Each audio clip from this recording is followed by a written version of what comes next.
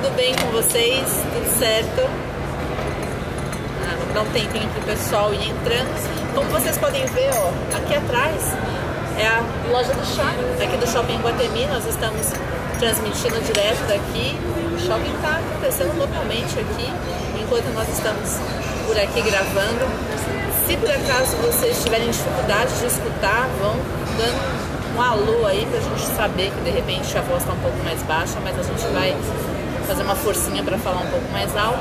E como vocês sabem, desde que nós começamos o projeto do Comida Além do Prato, eu e a Letícia Zanesini, do São Paulo Saudável, a gente faz questão de ir até o local das pessoas, porque a gente acha que isso faz toda a diferença. E aí não tinha lugar melhor pra gente vir hoje do que aqui, a loja do chá, né? Afinal de contas, estamos aqui com a Natália Leder, uma sommelier de chá. Pra quem não conhece, eu não sabia que existia, por exemplo. A Letícia sabia quando conheceu? Quando eu conheci eu sabia, mas é porque eu sou fã da loja do chá, que a dona é a Carla Sauersig, e ela tem um curso de sommelier de chá no Brasil, né? Então você já sabia. Que a Natália dá aula, então... Que é interessante lembrar que a loja do chá foi a primeira casa de chás especiais que abriu no Brasil há mais de 15 anos, né? Assim, no momento em que hoje já o brasileiro toma pouco chá, assim, conhece pouco, né, o mundo dos chás especiais, mas na época, então, 15 anos atrás, né, 17 anos atrás, eu acho que já tem a loja, era uma coisa assim raríssima, né? Então elas são pioneiros, a Carla Sauersig é foi antes do pessoal falar a gente que considera a nossa chá emagrece. Antes da galera pirar que chá verde emagrece, começar a beber chá. Inclusive a Carla está aqui, daqui a pouco a gente vai puxá-la para pelo menos ela falar um oi aqui, no mínimo, tá? Daqui a pouco a gente pega ela, assim que ela passar, a gente traz pra cá. Eu vou tentar fazer uma coisa que outro dia me falaram, vamos ver se eu consigo.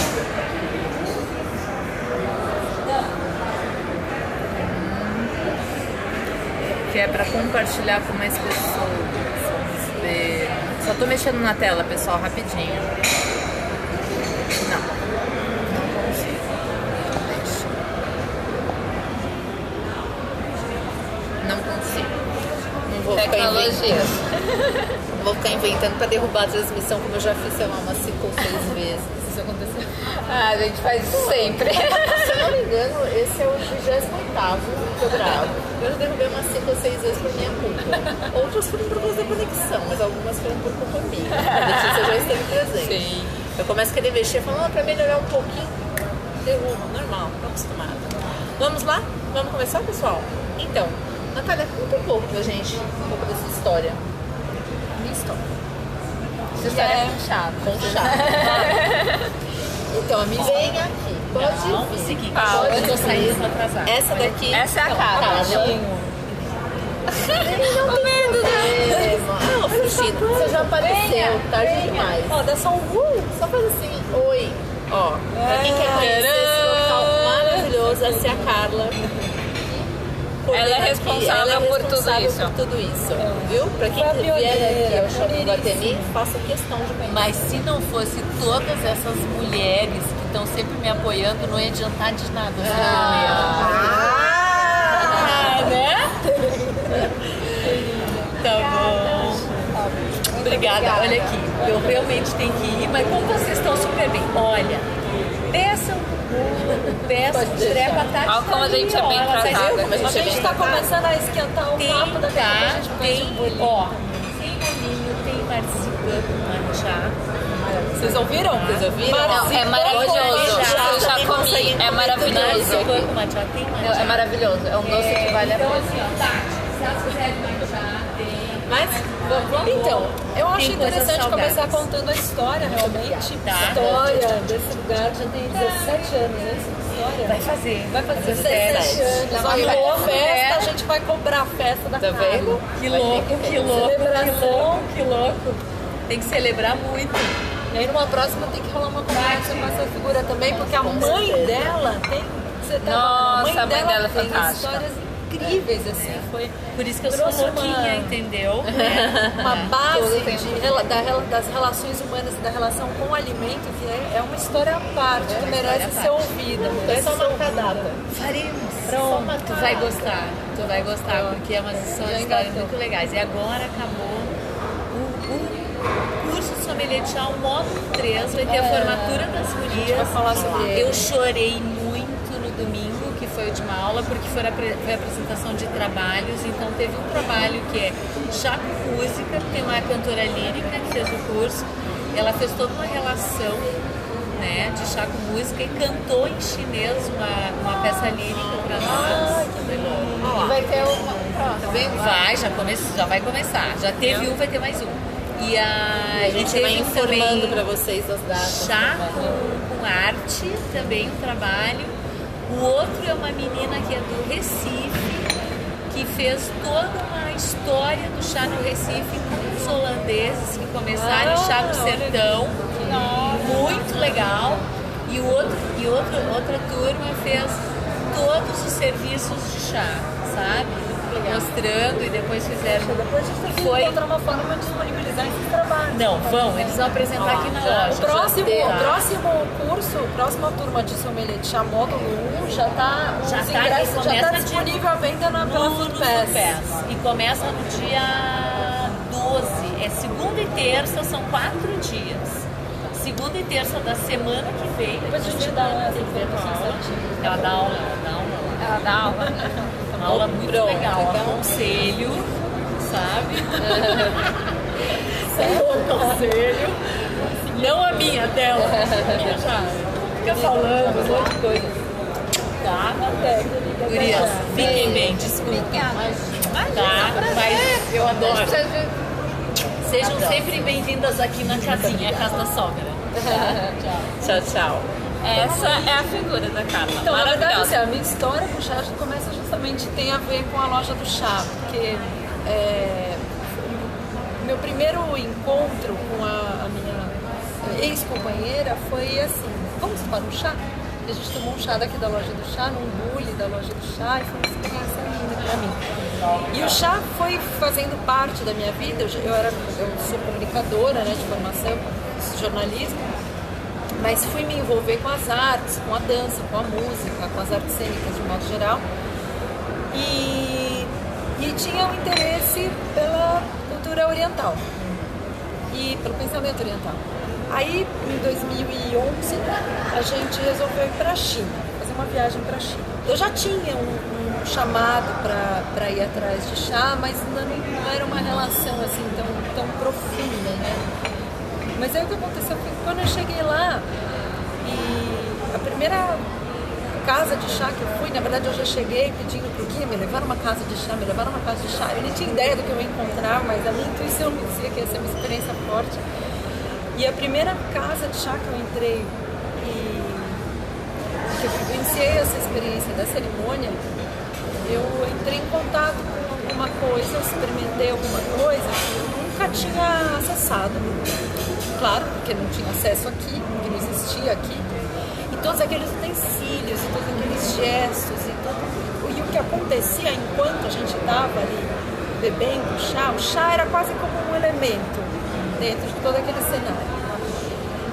E aí depois aquilo eu quis ir em todas as casas ao longo dessa viagem para a China. Então, ali, claro, porque quando você está ali naquela cultura, imerso naquele ambiente, tudo aquilo diz tanto para você que você, o impacto da mensagem é muito forte, né? Então eu voltei de lá com uma sensação muito clara para mim, muito determinada, de que eu ia trazer de alguma forma isso para o Brasil, de que eu gostaria de compartilhar isso que eu vivenciei lá com outras pessoas, que assim como aquilo foi extremamente importante para mim, eu falo que foi como a sensação de ter recuperado, resgatado um pedaço da minha alma que eu nem sabia que tinha ficado na China. E aí eu senti essa necessidade de compartilhar isso com outros. Aí em 2013 eu resolvi levar isso mais a sério e fazer a formação como sommelier de chá na Argentina, que até então aqui não existia, se ouvia falar sobre esse curso. E aí 2013, 2014, aí eu volto com essa formação e começo a propor vários tipos de experiência com o chá muito mobilizada por, na verdade, esse livro. Que você quer mostrar? Para quem não conhece, vale muito a pena. É o Gosto como Experiência, do Nicola Perulo. Vale muito a pena. Que foi mais ou menos nesse mesmo momento que eu volto com essa formação e determinada a trabalhar com chá, e eu já tinha tenho um apreço pela filosofia. E aí eu entro em contato com esse autor, que é um filósofo italiano, que se dedicou a pensar o alimento, a falar sobre o alimento, né? A trazer um certo olhar para o paladar nunca teve como sentido, né? Físico. Sim. Ele foi historicamente inferiorizado, marginalizado, né? Na hierarquia dos sentidos. Então a nossa cultura sempre valorizou muito mais a visão, a audição, como os instrumentos da busca pela verdade, da experiência estética, de tudo que era mais elevado, do pensamento, tudo mais. O paladar e o olfato, por estarem mais relacionados ao corpo, né? E a nossa cultura ocidental, a gente sabe que, vindo dessa tradição judaico-cristã, a gente valoriza a alma e despreza as coisas do corpo. Ele propõe uma visão que inverte tudo isso. E aí, para mim, me acendeu uma chave de... É isso que eu vou pesquisar com o paladar. Esse é o meu caminho de experiência com a sensorialidade. E aí começou, e muitas formas foram se desdobrando e ainda estão se desdobrando. Né? Então, mais ou menos é um pouquinho esse o apanhado da história. Então, na verdade, faz mais ou menos 2 anos que a coisa ficou mais... Tá. Que daí começaram a acontecer e tudo mais. Quanto tempo dura um curso de sommelier? Da pessoa... Então, o curso de sommelier, na verdade, foi montado pela Carla Sauersig, justamente, aqui na loja de chá. Você está falando o que eu fiz? Sim, ou o que você é o fez? que eu fiz? Bom, eu fiz numa comissão de aluna internacional na Argentina, então eu tive uma semana de curso intensivo, imersivo, a gente ficava das 9 da manhã, uma maravilha. Das 9 da manhã às 6 da tarde, só falando sobre chá durante uma semana. Incrível, maravilhoso. Experimentando chás incríveis, e só falando sobre história do mundo, né? Porque o chá foi pro mundo. Mas, bom, teve essa uma semana mais imersiva, depois eu segui durante 8 meses. Estudando, mandando trabalhos mensais, e no final teve um trabalho, uma avaliação. Eu tinha que degustar os chás, a gente trouxe as amostras e mandar as avaliações sensoriais junto com uma prova que a gente fez no encerramento do curso. Então foi mais ou menos uns 8 meses. Foi uma gestação. Uma gestação. De um eu ali junto com a coisa. Não, o chá eu acho particular nesse assunto que a gente está falando, que é a experiência do paladar, porque assim, todo alimento, a gente já falou isso, cria um ritual para você comer, né? Nem que seja o almoço de domingo na casa da avó, aquilo é um ritual que a gente... Se for a mama, né? Se for a mama mesmo fazendo. Né? Mas o chá, acho que ainda mais do que as outras, além de ter os rituais tradicionais, orientais, Envolve o ritual do preparo. tem o ritual do preparo, que isso assim, não tem como você fugir, né? Você, por mais que você esteja na correria do dia a dia, na hora que você vai preparar o chá, você precisa nas dosagens, minimamente colocar água pra ferver um pouco antes. Escolher uma água boa. Então acho que assim, nada é por acaso, né? Essa sua porta de entrada pro mundo sensorial pelo chá, Sim. não é... Não, sem dúvida. E não só por isso, mas porque o chá... Bom, primeiro falar para quem não conhece muito sobre chá, acho que é importante dizer que o chá, a palavra chá, ela designa uma planta específica que chama Camellia sinensis. Então, assim, isso é importante porque a gente ainda... Tá tudo bem, é um hábito nosso, né? A gente deu o nome de chá para tudo que é infusão. Então, a camomila, chá de camomila, chá de erva cidreira, capim-santo, etc e tal. A rigor, essas outras plantas, infusões que não levam a Camellia sinensis não deveriam ser chamadas chá, deveriam ser chamadas simplesmente infusões ou tisanas, como ela for. Assim. Chá é uma palavra chinesa, justamente para essa planta que é a Camellia sinensis.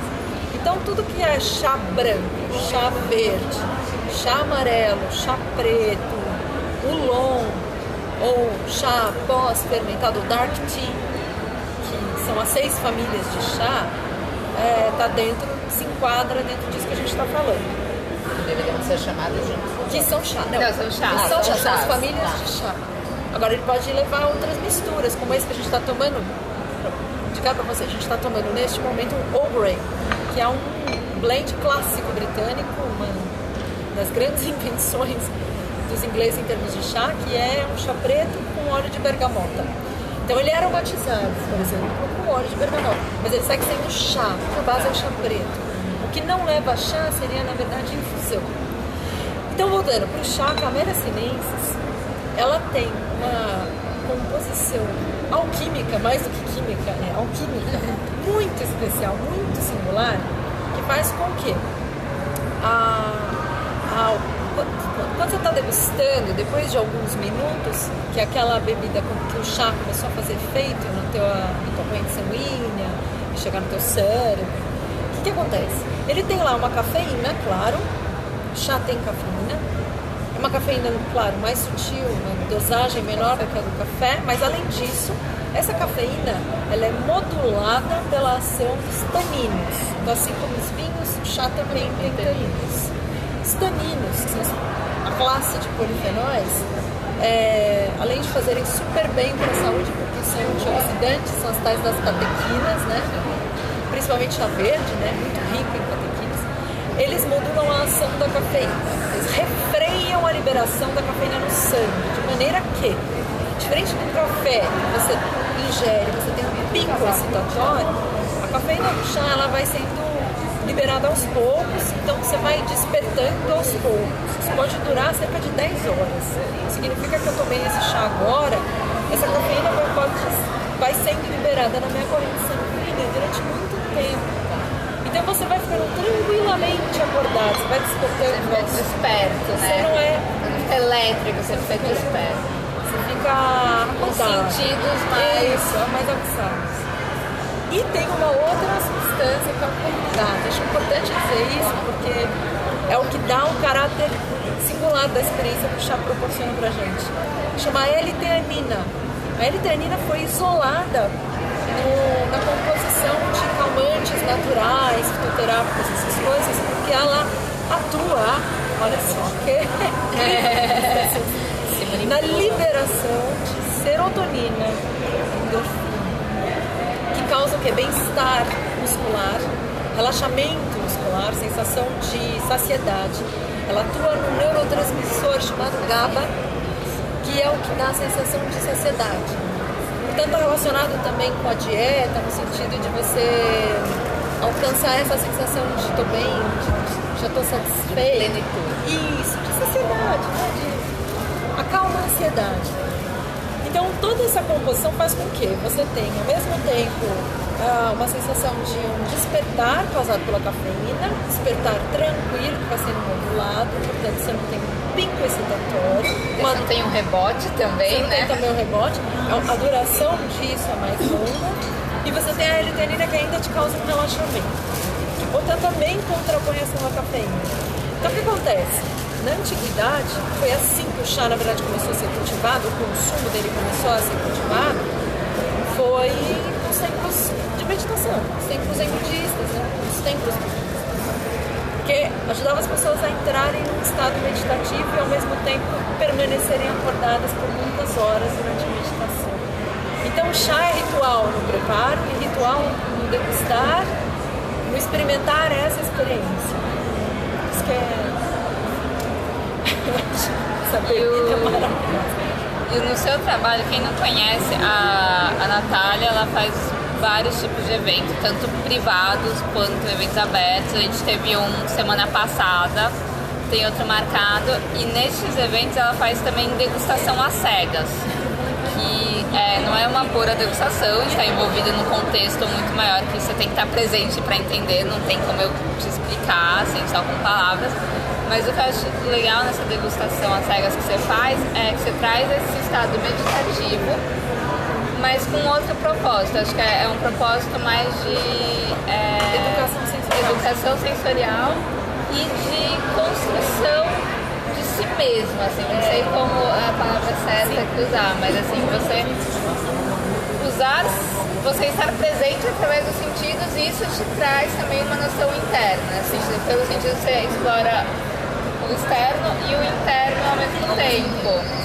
Você quer falar um pouco que é a relação. Então, que é o que o próprio Nicola Peruno fala, quando ele diz que o alimento, a gente sabe disso, óbvio, né? Mas é diferente quando, e esse é o papel do filósofo, ele pegar aquilo que todo mundo já sabe, e ele vai lá e dá o recorte, põe o nome, conceitualiza e torna evidente, visível pra gente aquilo que a gente já sabe. Ele pinça e mostra, olha, tá vendo que a gente faz? Olha isso. E o alimento é relação. E essa relação que se estabelece não só entre esse sujeito, né? Se a gente quiser chamar isso daqui de um sujeito, este objeto, tem tanta coisa que está envolvida nisso daqui. Tem esse cenário que nos envolve, né? Tem os encontros que estão ali acontecendo, das histórias, das biografias que estão se entretecendo, né? E que estão fazendo com que essa experiência gustativa adquira uma certa tonalidade, uma nuance, um sabor muito único. E que não vai se repetir num outro cenário, com outras pessoas, numa outra circunstância da sua vida, né? Então, as circunstâncias em que você ingere um alimento estão determinando o modo ou a qualidade de experiência que você vai ter. Então, por exemplo, ele fala de... É perfeito. Isso, é muito incrível. A educação sensorial, que me interessa nessa questão do cultivo de si, qual que é a busca, né? É o cultivo de uma postura de sabedoria em relação à experiência do paladar.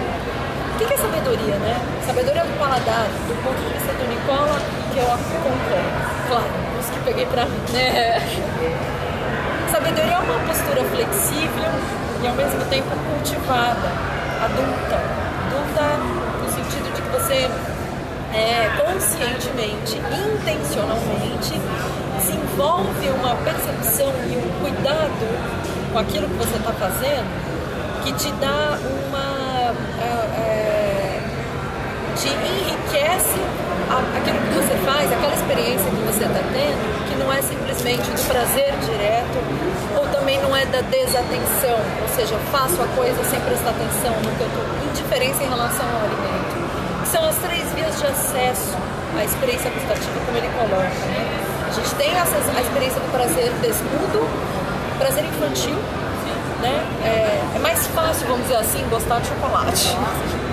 Chocolate tem que fazer grandes esforços para ter uma experiência direta. Agora, por exemplo, para apreciar um chá, você já tem que cultivar um pouco mais dessa relação com o seu próprio aparato sensorial e com o chá. Exercitar esse encontro, às vezes insistir nesse encontro para descobrir uma forma de apreciar coisas que a princípio talvez pelo prazer direto você não experimentaria. Mas uma vez que você cultiva isso, você vai encontrando novas potências na coisa, mas ao mesmo tempo em você. Porque à medida que você vai descobrindo mais coisas daquilo que você está comendo, você também vai descobrindo em você. É como se você aumentasse a sua paleta sensorial, que te permite captar mais impressionidade, entendeu? Na verdade é isso. Quanto mais você trabalha esse corpo sensorial, esse corpo que capta experiências, que é capaz de absorvê-las, né? Degustá-las, organizá-las em termos de memória, de repertório, mais apto, mais flexível você se torna para receber o que a vida te propõe. Isso eu não estou falando só do alimento, estou falando de tudo que é para a vida, isso vale para a vida. Tanto essa postura de sabedoria, de uma prontidão, uma disponibilidade a experimentar até os dissabores, né? Assim, os sabores mais amargos do alimento, da vida. É impressionante como comida, tudo que é concreto também é metafórico. Você pode falar... Isso, qual que é o seu gosto pra roupa, né? Não é do meu gosto vestir vermelho, não é do meu gosto vestir vermelho. Quer dizer, a terminologia do paladar está presente nas nossas escolhas estéticas, de uma forma geral. Por isso que eu faço essa relação entre o gosto e a subjetividade. A construção do gosto, a formação do gosto como enfatiza a Paula, né? Como uma tarefa. Uma tarefa sobre si. De uma ação sobre si, uma ação intencional sobre si. O que é uma ação intencional sobre si? É realmente a gente procurar sair desse modo automático de fazer as coisas, de comer, de fazer, agora eu faço, Sem pensar, sem experienciar. sem experienciar e criar mais cenários de sentidos para potencializar e intensificar a experiência que a gente está tendo. Não só com a comida, mas com qualquer outra coisa que dá vida, entendeu? Os encontros que a gente tem com as pessoas. Como é que eu componho um cenário para um encontro, sabe? Então, isso foi uma coisa que ele me iluminou. Claro, cenário de sentidos. Ele trouxe esse conceito. E a experiência acontece dentro desse cenário. Então, o que eu faço nesses eventos, basicamente, é criar o cenário. Compor o cenário. Esses cenários constituem, claro, de um ambiente físico, né? Os utensílios, da luz, da música, etc. Tal, mas também das palavras que eu vou jogando para as pessoas, de tudo isso que eu vou falando, faz com que a gente compartilhe de uma linguagem comum, como um aquário. A gente tá todo mundo nadando no mesmo mar, de palavras a gente está se entendendo, né? Tô falando que monte. Acho que a Vanessa pensou várias coisas nessa fala, né? Fala. Eu acho que uma das coisas é o quanto que muitas pessoas que têm uma relação ruim com a comida têm um paladar extremamente primitivo. Esse cenário, ele não é constituído, ou cultivado e pronto, construído. Efeito, né? Então, assim, a comida ela entra muito especificamente, claro, não tem a experiência, é o comer por si só. Funcional. Colocar pra dentro. Colocar para dentro. Não é nem nutrir o corpo. Porque nem nutrir isso. o corpo vai além disso. É o jogar para dentro. Onde você não tem. É a relação da Fato, você é só trazer para dentro. E eu acho que uma outra coisa que é interessante é a gente poder, inclusive, poder pensar que, assim, muitas vezes, para algumas pessoas que têm um comportamento compulsivo com a comida, poder abrir essa paleta, né, sensorial, sabores, de conhecer melhor o que é o alimento, que não é esse alimento que entra, só entra, melhor dizendo. Só o que é facinho, gostosinho, fácil, Docinho, né? Sai um pouco de conforto. Você falou uma coisa a respeito do paladar, então uma das coisas que eu mais trabalho com os meus pacientes, a maioria tem um paladar primitivo, a maioria quer dizer infantilizado, né? E a maioria vem com paladar único, doce. Porque a nossa cultura infantiliza as pessoas, né? Eu acho que vai até um pouco além disso. As nossas primeiras experiências, inclusive sensoriais, com leite materno, o leite materno ele é constituído de carboidrato, gordura e proteína, ele é adocicado. Então, o primeiro sabor que a gente conhece ao nascer é o adocicamento, né? Tanto é que o pediatra, quando ele insere o alimento para a criança, ele insere como? Frutas. Então, mas isso é interessante, porque isso é no Ocidente. No Oriente, na China, por exemplo, eles não têm essa relação com o açúcar que a gente tem. Não, de forma alguma. De forma alguma. Eles apreciam o amargo e o astringente, por exemplo, é muito mais do que nós. Então, os chás amargos, para eles, por exemplo, tempo de infusão esquece na China. Eles jogam chá e, imagina, vai amargando e tudo bem. Tudo bem, tá lá 10 minutos. Não, eles não têm essa relação com o amargo que a gente tem. Então, eu penso nisso por conta de que o leite materno segue sendo o mesmo na China, como aqui.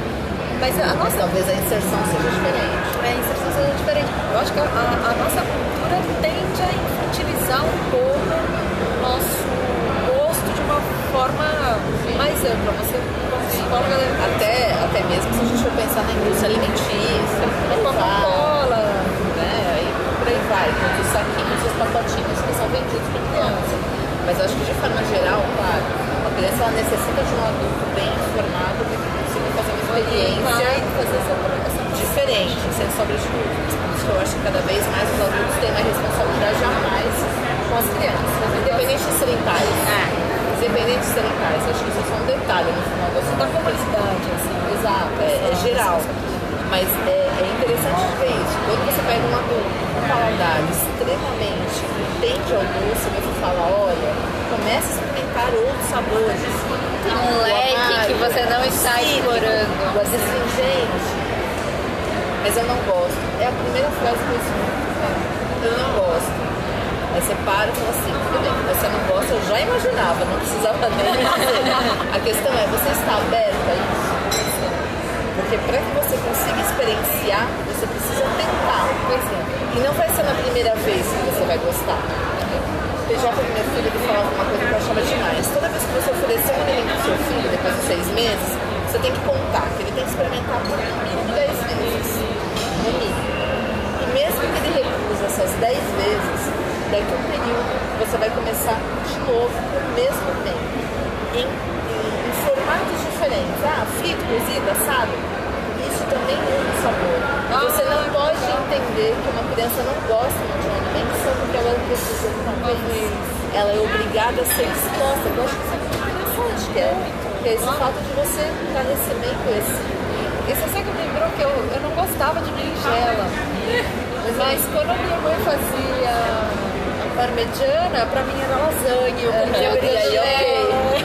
Então, quando a gente muda, então acho que isso é uma coisa interessante, que o chá também tem isso.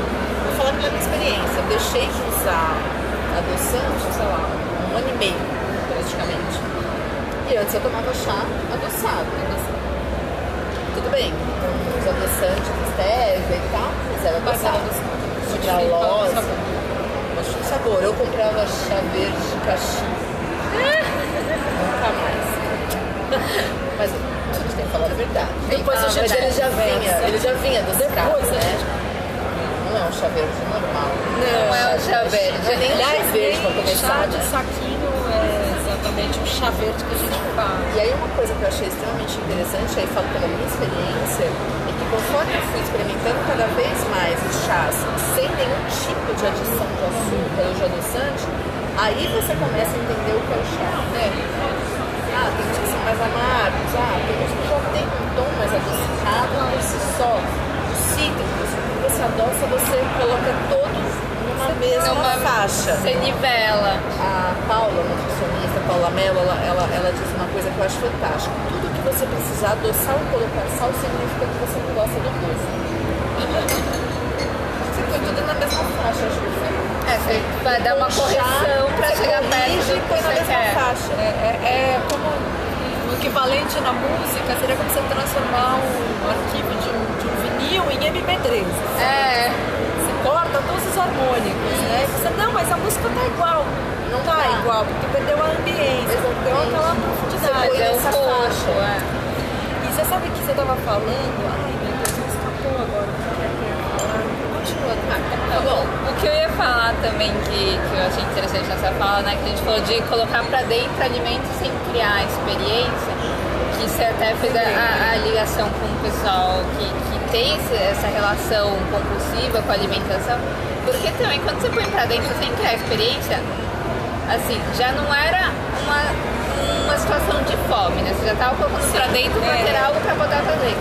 Mas você coloca de um jeito tão impensado que mesmo a fome sentimental e psicológica, você não sacia, porque você não cria aquele momento. Se você tem, mesmo se você tiver uma vontade só psicológica de comer, só de criar um momento de comida, se você cria um deleite daquele momento, cria uma languidez assim. A gente tem fome de experiência estética, porque o leite materno, muito interessante que o Nicola fala, a experiência do sugar, o leite, foi o nosso primeiro input sensorial, nossa primeira experiência estética. E ninguém relacionada ao prazer. Ensinar. Ninguém precisa ensinar, porque é da vida. É da vida, é lindo isso. O que eu ia falar quando você estava dizendo das várias aproximações, um exemplo. Porque isso acontece não só no paladar, isso acontece em todos os sentidos. A gente não vê as coisas de uma forma imediata, inteira. Assim, a gente não vê tudo numa apresentação só. Por exemplo, não sei se já aconteceu isso com vocês terem um quadro, ganhou um quadro, tá lá, pendurado na sala. Você passa tudo de óleo o quadro, aí você olha o quadro outra vez. De repente você começa a ver o quadro. De repente você começa a ver um detalhe que você não tinha visto no quadro.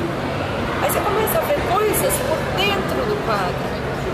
Assim como quando você sai de São Paulo, vai pro mato, vai pra praia, não sei, e você de cara você vê como um borrão. E depois de um tempo que você vai ficando, que o teu olhar, o teu corpo vai assentando naquela situação, você começa a ver mais coisas dentro das coisas.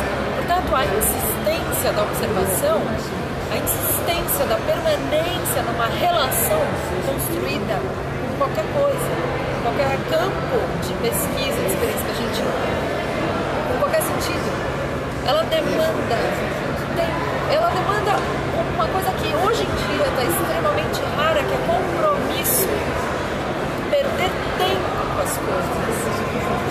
Aquele livro do Proust, Em Busca do Tempo Perdido, quando ele fala da Madeleine do chá, é muito interessante que o Deleuze, que é um filósofo francês, ele escreveu um livro sobre Em Busca do Tempo Perdido. Proust o signo se chama. E ele diz assim que a gente pensa que Em Busca do Tempo Perdido é um retorno à memória. Em Busca do Tempo Perdido, mais do que qualquer coisa, é o tempo que se perde, o tempo necessário a se despender para aprender alguma coisa. Para aprender qualquer coisa, não adianta, não tem atalho para aprender. Aprender envolve relação, envolve tempo que você gasta na coisa. Às vezes sem conseguir acessar a coisa ainda de imediato. Leva tempo para cultivar essa frequência. Voltar a revisitar. Na formação sommelier, isso é muito forte, porque a gente, claro, está lá no primeiro contato do chá, experimenta. Mas eu não estou sentindo nada acontecendo no meu grupo, né? Aconteceu isso. Não estou sentindo nada. Aí alguém fala, eu senti sabor de maçã. Maçã? Onde maçã? Eu não estou sentindo a maçã. E isso você vê como as pessoas realmente desprezam o paladar. Porque se você falar pra alguém, você precisa de investir tempo pra aprender algo, ninguém vai falar não. Não, acabou, corta, não tem mais, não vai. Não, mas assim, todo mundo... mais as cargas do seu curso. Todo mundo entende que, assim, você vai criar qualquer jornada de aprendizado, é uma jornada. É um tempo, você vai, né, você chega pra situação escolástica na escola, você não entendeu alguma coisa, você volta e estuda de outra forma. Se você chega pra alguém e fala que numa bebida, num chá, num vinho, existe uma coisa de aprendizado, as pessoas falam, não, mas isso você tá inventando coisa. Não entende? Se você fala que, tipo, o vinho precisa de uma degustação, o chá precisa de uma degustação, de uma experiência pra você perceber as notas. Não entende o que a gente tá falando. Fala que não, porque assim, as pessoas não entendem também que o paladar merece este tempo. Do mesmo jeito que não acha que a refeição merece você sentar e comer. Porque é um espírito muito utilitário. Exatamente. A gente vive sob um regime utilitarista cruel no sentido de quê? De que despotencializa, empobrece o tipo de experiência que a gente pode ter. E a experiência é algo que se desdobra. Ela se desdobra por dentro da coisa. Ela não está na vitrine exposta. Ela demanda que você olhe, depois você entra, aí você olha para uma coisa, você olha para outra, de repente aquilo que era simplesmente um chá se torna um universo, aquilo te envolve. Na verdade, a gente poderia trazer isso para muitas coisas. Por exemplo, quando você fala com uma pessoa que quer fazer uma jornada de autoconhecimento, procura um atendimento, uma das primeiras perguntas que eu recebi no consultório, mas quanto tempo vai demorar? Quantas sessões? Dá em 2 meses? Quer viver o processo, né? Exatamente. E quer terceirizar o processo. Exatamente, é uma desresponsabilização. Então me diga você, profissional, em quanto tempo você me trata.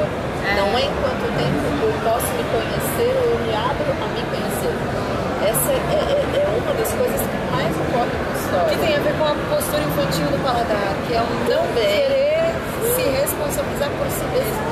E tem uma coisa que eu gosto muito do Foucault, né? Porque ele fala, ele não acredita muito na ideia da libertação. Essa conversa vai longe.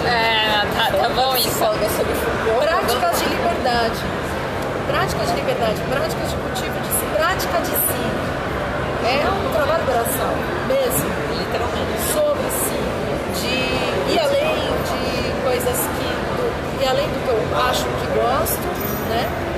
Me desafiar, me testar nos lugares onde é mais difícil para mim e a cada dia essas fronteiras vão mudando de lugar, porque à medida que você vai incorporando novos elementos que você aprende a gostar, você também vai entendendo que certos outros você vai não tendo mais tolerância. Então a tua agudez de senso crítico, sensibilidade sensorial também, vai ficando mais fina, e ao mesmo tempo você vai tendo que descobrir que você pode mais.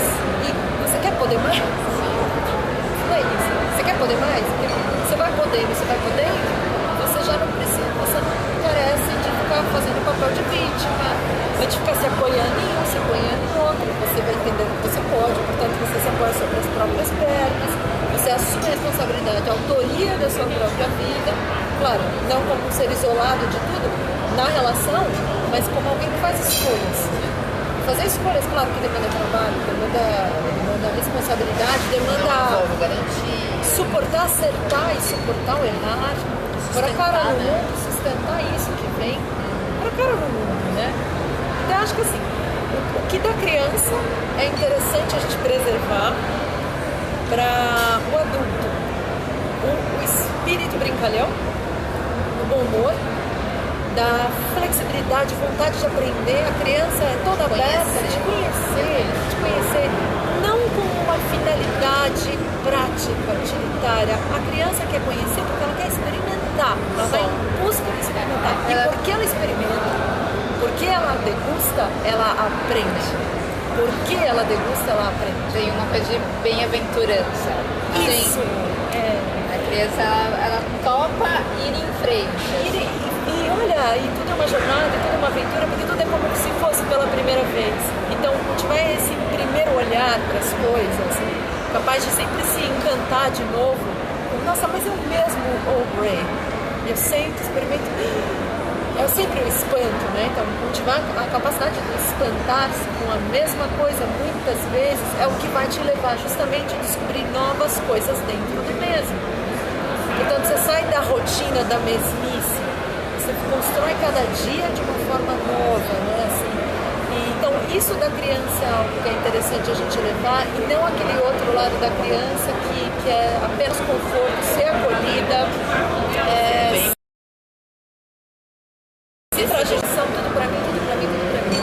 Isso é uma postura muito egóica, muito, né, assim, passageira, que faz parte do desenvolvimento. Deixa isso lá e fica de bom. Fica com a parte boa, né? Desenvolvimento. É uma outra parte que é interessante. O espírito da criança reconquistado, né?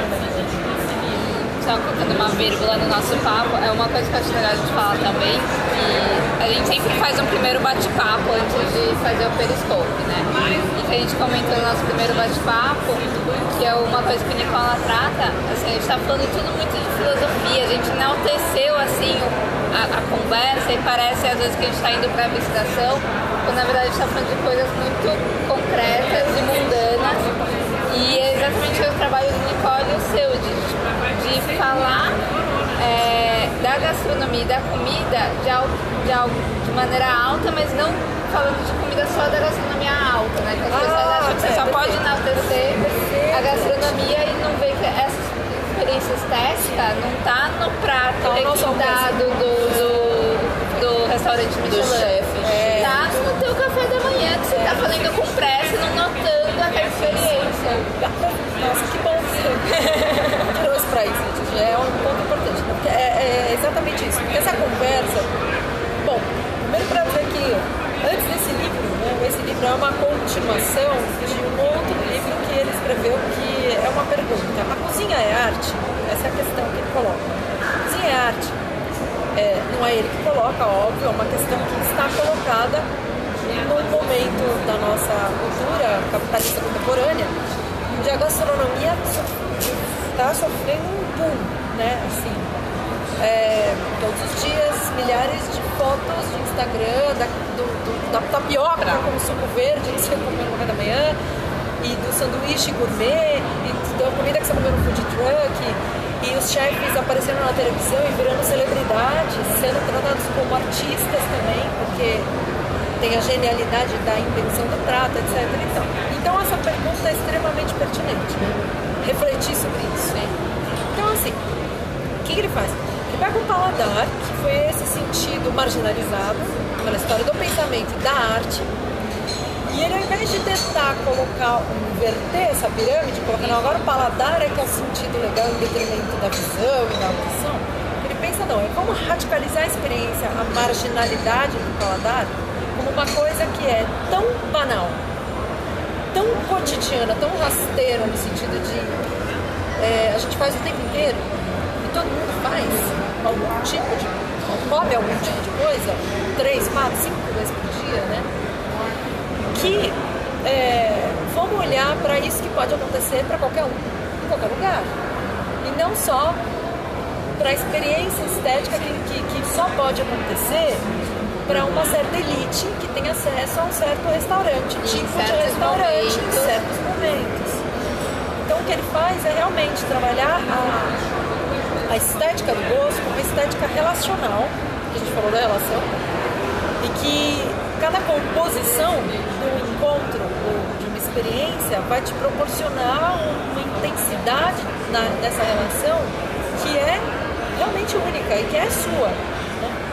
E que a gente, para falar do tipo de experiência estética que você pode ter com o alimento, talvez a gente tenha que encontrar parâmetros outros que a arte, que a nossa história, a nossa tradição artística talvez não desenvolveu, que a gente ainda vem de um discurso muito embasado nos sentidos distais, ou seja, nas relações de apreciação sujeito, objeto, em que o objeto está lá e eu estou aqui.